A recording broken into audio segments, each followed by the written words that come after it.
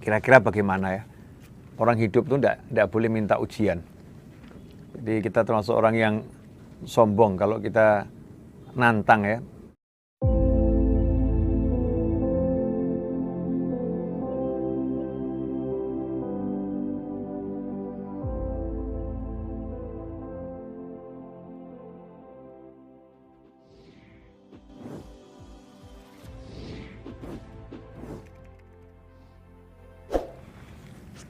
Kira-kira bagaimana ya?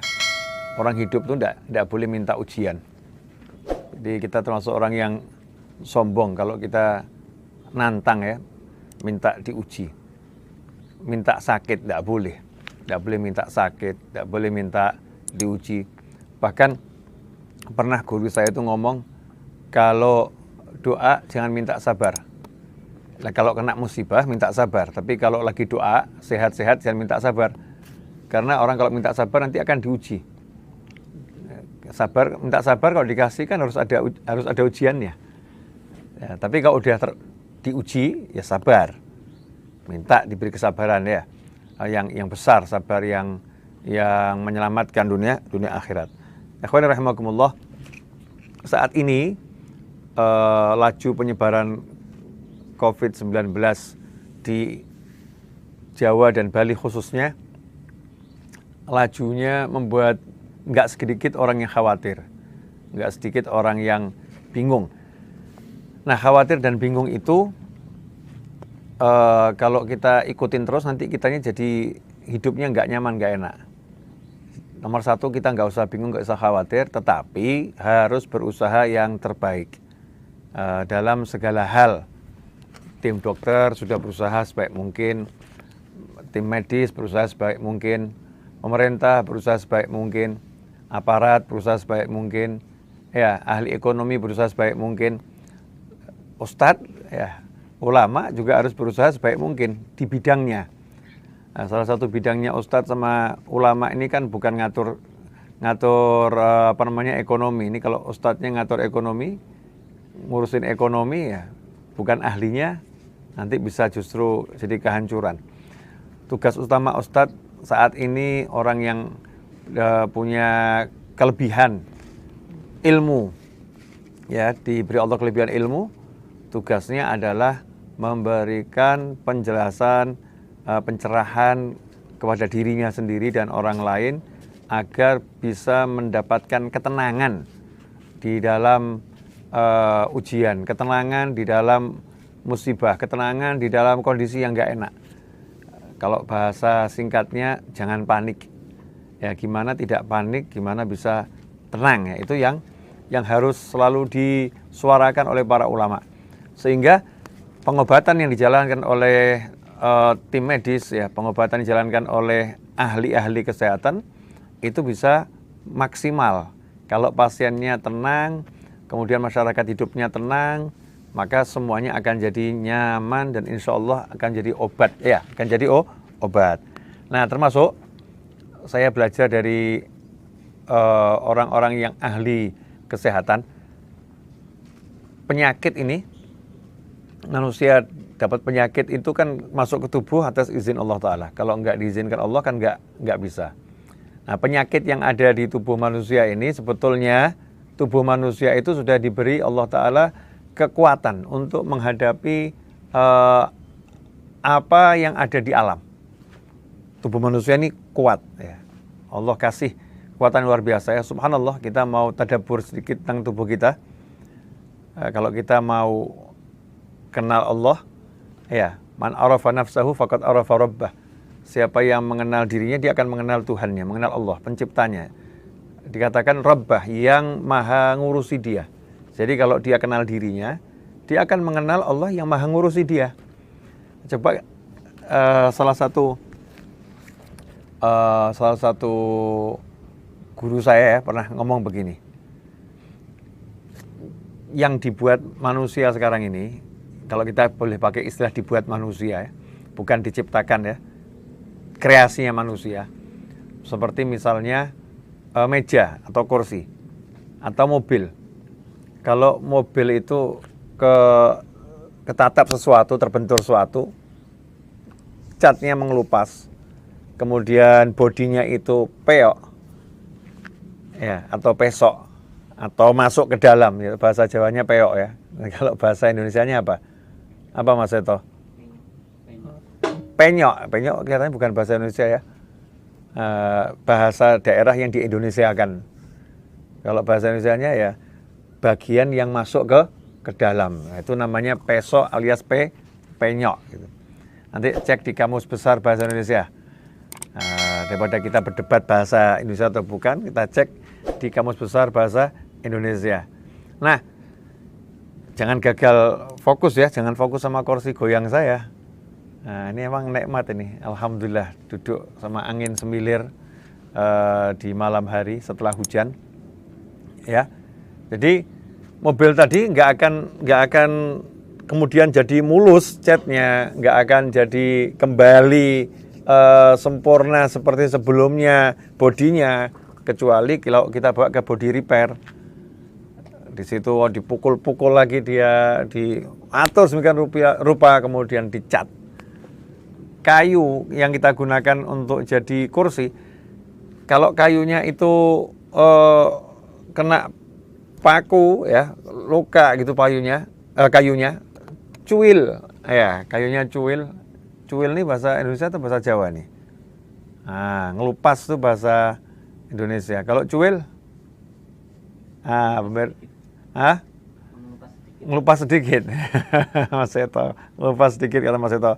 Cuil.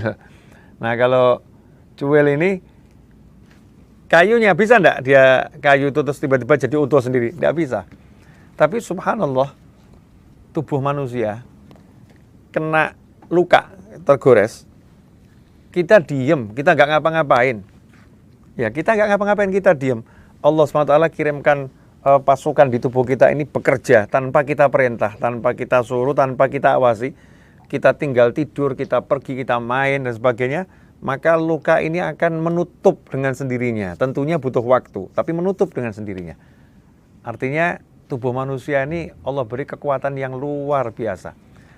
Virus itu masuk ke tubuh, virusnya regenerasi, menjelma jadi banyak bentuk pun, maka di dalam ada pasukan yang siap untuk menghadapi virus tersebut. Ya, tentunya semua butuh waktu, ada prosesnya. Nah, kalau kita ini menjaga tubuh kita, ya, maka yang dalam tubuh kita akan menjaga kita dengan izin Allah Subhanahu wa Ta'ala. Cuman masalahnya kita kan tidak jaga tubuh kita. Tidak jaga tubuh kita yang ngerusak. Kalau begini, ini kata guru saya ya, ini renungan aja. Alam ini kan ada hukum keseimbangan di alam. Ya, ada panas, ada dingin. Betul ya, ada panas, ada dingin. Apalagi, ada kaya, ada miskin. Ada pandai, ada yang belum pandai atau kurang berilmu. Ya, ada sehat, ada sakit. Ada hukum keseimbangan di alam ini. Nah, keseimbangan di alam ini kemudian dirusak oleh manusia. Manusia merusak. Semua produknya Allah Ta'ala yang asli ciptaannya Allah, bukan dikreasikan oleh manusia. Itu kalau masuk ke bumi, maka dia akan terurai. Fisik kita ini masuk ke bumi, jadi mayat, dikubur, akan terurai. Karena bumi ini kan ibu kita ya, Mother Earth ya, Mother Earth katanya. Ibu bumi ini adalah, entah namanya apa itu bahasa Inggrisnya, saya bukan orang Inggris, enggak ya Habibnya. Iya, tapi nggak apa-apa lah, yang penting kan sudah mengingatkan kalian yang paham betulnya seperti apa. Nah, ibu pertiwi kalau bahasa kita, ya ibu pertiwi, bumi ini. Semua dimasukkan di bumi ini akan diuraikan sama Allah Ta'ala, terurai dengan sempurna, cakep, terurai dengan bagus. Dan kembali ke bumi.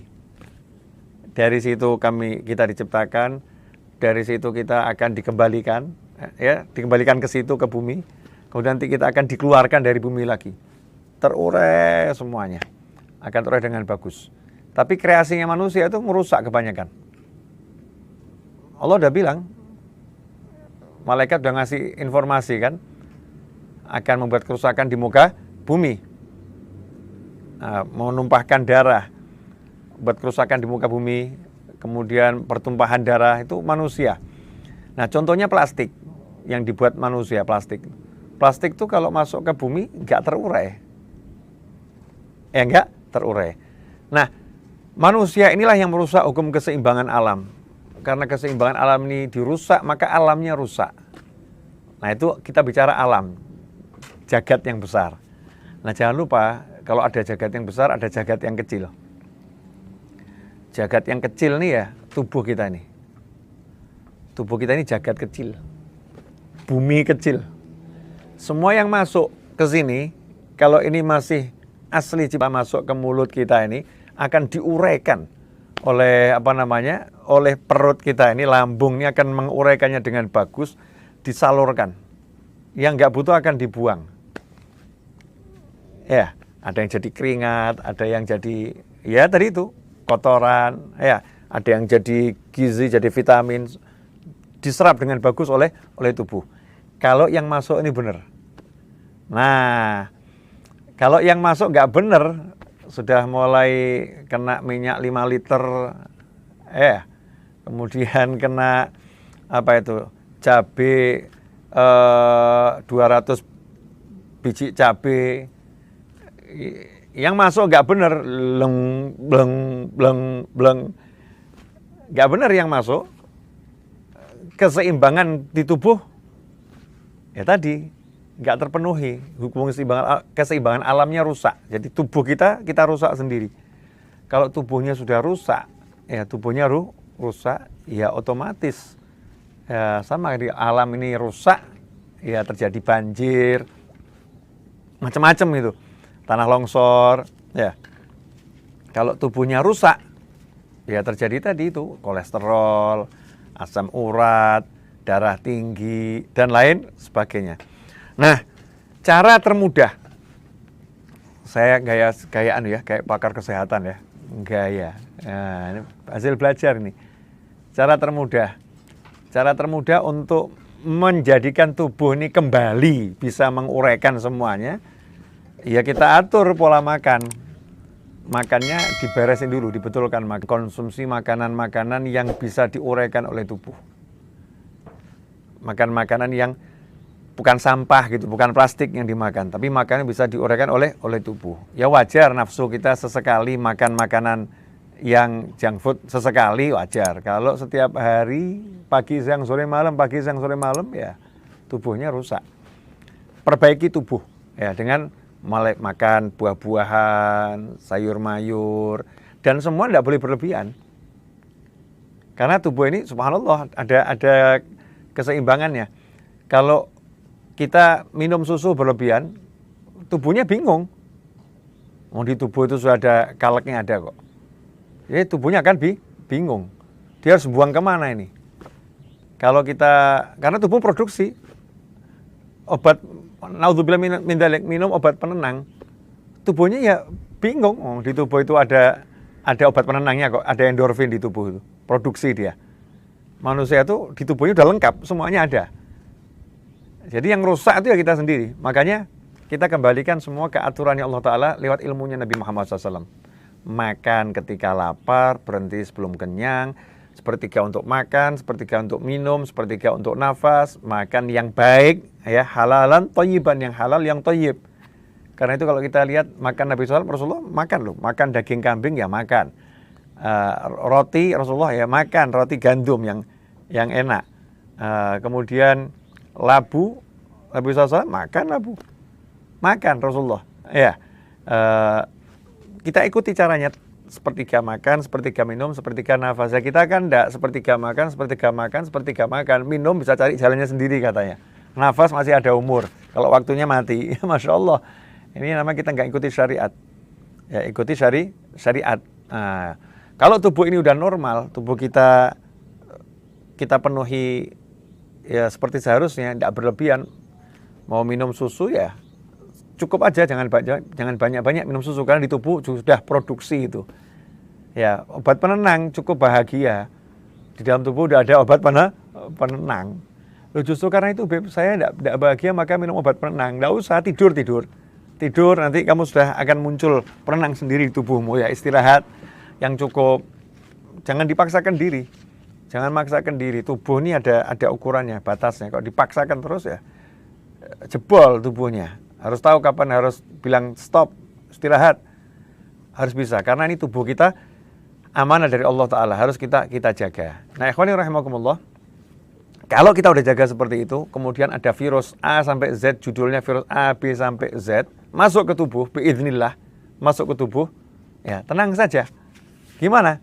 Ya udah, nanti tubuhmu akan mengobatimu. Catatannya, ikuti ajaran Nabi Muhammad SAW.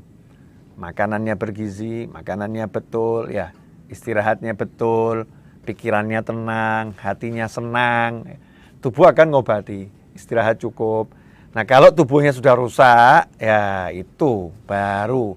Kemudian kok sudah istirahat, sudah ini tidak cukup, tambah parah ini penyakitnya nggak beres-beres, berarti tubuh kita ada alat yang rusak. Maka perlu pengobatan yang lebih, ya pengobatan lebih, butuh bantuan tubuhnya, bantuan dari luar. Nah jangan tergesa-gesa cari bantuan dari luar. Kembalikan dulu tubuh kita ini biar bisa ngobatin dirinya sendiri. Sehingga rumah sakit nggak penuh. Ini kita jadi males. Kesian tim dokter itu. Karena kita manja, kita males, pilek sedikit ke rumah sakit.